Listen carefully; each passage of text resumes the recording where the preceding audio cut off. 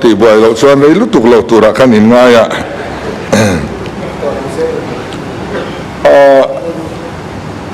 hey be provide the khanin later home emile hostel chung chang khanon soya ngai poi mom khop maya tuna hian gan quarter hrim repair na tur hian nuai za kan da tin saskia hian bible sa sompanga le nuai somli le pali kan da boka eng hi quarter sak that na tur le repair na tur te ani don la hian kan member puitena ngai mo kha kan rirwa kha kan lo da masa anga sum omren chan vele kan lo ngai sak don ani tin ni pi provide nal le maya nal kan titlanga alaga po kan thil phau tlang ning ka ria dile huna chuanin chamanu in chei dik tak te poin in chei selangin kan welcome em ani ti kha kan soidu ani tin member theng khatin IR battalion chungchang kan ran soinon le a thudik hi kan riat atha a IR hi din tir khan abulchia central Sawrkar min tumpuini abak zong hi chukai mani state sum amen ten vek ani chu tak chuani kan du lo ni a police ka kan du lo ni lo a battalion ka kan du lo ni lo asum se na ka kan hu phurani khati lai din muna khan khati zat IR battalion dina enko zuizel turin sumle pai kan din mun ka achak tok lo ti kan ria ten kan phak tokin mizo battalion nei kan duani kan thunwai am tur mizo battalion chu engeni MAP engelampum Mizoram Police tinani MRP engelampum Mizoram Reserve Police tinani IR ayan Mizoram atelvelo Indian Reserve ani India Sawrkar ta ani kan ta ani lo hei chu chiang takini riangu chu wang chuanin an trangkai lo kan tiani lofa nei rau ni chuan keima ni tai ne yang u kan seng tho si chu ba ka an chunga thu kan nei full si lo an du huna Mizoram pona duty turin an ko chua ka kan dal thei tak lo chu ta an sen so su kan tum ve kani ei tu na po speaker MP in than alom le dona chu ta suan kan IR battalion te Mizoram pona duty turin ti an le dona chumi tan chuan cheng vai bel se ja som ni pasari nuai sari tu na hen kan dani awi omin ti velo ve mi chu miraman va duty dona khatiza poisa ka kan seng don ni kan police chu ni selangin minon dila ni poina sen so jong an tum ve nga kan lok zok chu thil om zia ania chu wang chuan an ma ni kha kan du lo ni lovin tirau rawa chuan ke ma ni ta kan thunwai om tur inei zo kan u kan ti na ani tin kan police te hian thlan ti muang lo ti hi ka soi ani lova kan opposition leader soi ani thlan ti muang lo thu aron soya ani khop mai ka lo ti ani kein u speaker house the call khawm veka thlan ti lo ti lampang chu kan soi lova fitness ti thadu ya fit lo thu kha aron bel fit lo thu kha aron soya ka lo tom pui alam ba de nok ta ni khamole riko kha veka thu dik ke ila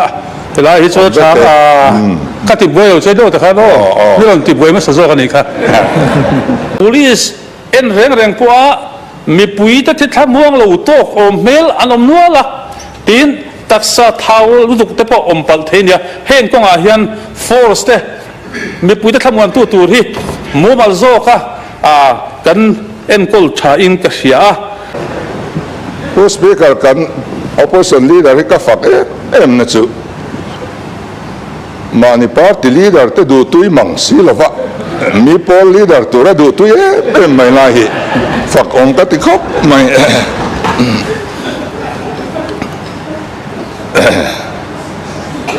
an fit lo thu kha kan ngai tha nia kut vung ber bur ten latin ani kha ka ti ani kha an latlata cái ni lạc anh lâu khác khác police training school le police training center tina ti ani lai tang khan hemi om na hi tram li hei kabial don ta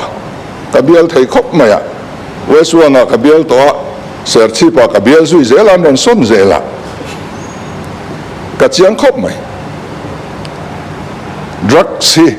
kan police te zinga boy pui an omani police an ni nuan boy pui po ni lo khatianga boy sa la du ram hruai tu kan ne ni heng yan raman mangai ka ti thailo vena yan zo ram mi pui hian heng mi te hi nual suat na sang kan hriat to ka du khop mai hun kal zela po ten hruai tu ma sa te kan in pong de ngot lova anti that te kan chun zoma kan choi moya anti that lo lai te chu at chelai siam thatu tura ron lang kan ni miawa kan ti angai ve a chu wangin kan bible poi sual da 20 cent chu khopoi ni la tang lo min ti ve box ya sual do hi angaya elai hian roi tu ma sa te an che tan that hi elai a ke ning kan soi atulo in than rizala a riat mi puin engen soi in than rizala kan riat kha ten kan member purin tluanga zona ti maila kan women commission chairman thar pilal chandami hei akuma over to ni tia tuna hian about certificate ka kola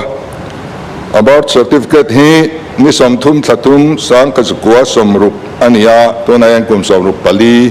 ani chu kum somrup pa thleng ni thei ania kum khat atang handon tinani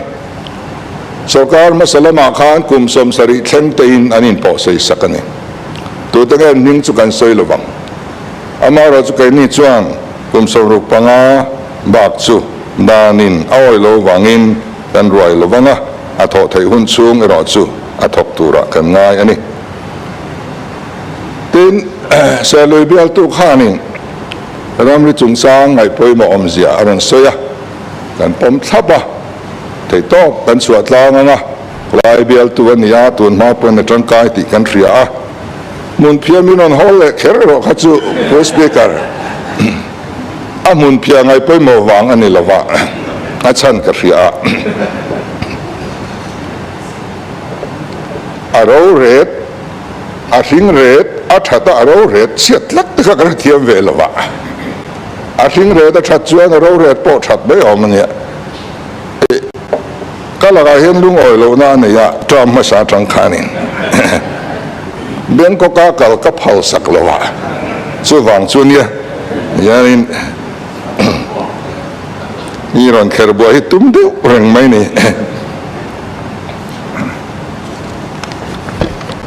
tin pu po chwa member zong tak che habel tu ina la to chung chang a soi kha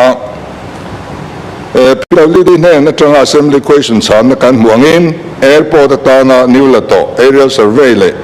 preliminary survey hi ni som thakhat sang ni som ni atanga ni som ni pathum mar sang ni le som ni chung khan nei ania feasibility survey report po hemikum vekian submit ani cutting le filling tamlu tuk don wangte tlang pong aum wangte le terminal building sangna tur mundu angazau aum lo wangtin airport siam rem lo tura ngai ani Directorate General of Civil Aviation dan ang chuan airport le airport in Latzong hi airport in Latzong hi aerial distance game za somnga to ain latur ania amaro chu tulbek thila chuan exemption deal thayani lengpui airport le komzol nung le in Latzong hi game za ania lengpui airport le new lato in Latzong hi game za somrup ani heng hi adin munania chutiang ani chungin Mizoram Chimlama airport siam na tur mundang lo Addict to te pokha awa in en thli thlai non lela cabinet meeting ngai tu turin cabinet memorandum ron siam ru tin mani khan kan frila animin mai nimin pia mai khanin ka ria ti chuan kan GAD Civil Aviation Department hian an ron buai pui anga cabinet in kan thliranga kan MLA te po min fen sia pui turin kan duang chunga ti chuan enge a theilo dan te tin atak tak a survey ti tur chuan Airport Authority of India te ngaya sumsen po ngai ni chunga chuan thilam je kan la thlir tlang zel don nia ten kan opposition leader khan boards le committee functional official present IO anomlo atia riasual de ulek ani karinga Mizoram State Planning Board ahian secretary planning hi member secretary ani ngala ten ami planning and program implementation department a official te hi secretarial assistant petura ruat ngal ania ten Mizoram Resource Mobilization Committee member ahian principal advisor PID atel sa ten additional secretary finance department te secretary MPSC te khang ho kha an omhal ani Mizoram State Policy Coordination Committee ahian secretary hi member secretary planning board planning department ami hi manhal ani boka ten Mizoram State Project Monitoring Committee ahian in principal advisor hi member ombok ani khang ka official omsa te ani ten miniko CM official chungsa kalam chua bera khachu Mizoram Education Reform Committee akhan official an tel lotin a ming po kalam lam tak kha Education Reform Committee nia adang kha resource mobilization te kha taxation te po tel thalomi an claim de ti thanem ngai na thuwa ka soi khan ya a committee kalam chu Education Reform Committee khan ni ta kha chu tel lo ni lisa khan Kakachu Education Department lamin chan tiangin an kalpuya nga ila kriat pui phalem lova emi Policy Coordination Committee Monitoring Committee a phechuan ke soyang khan par titin ayo kanam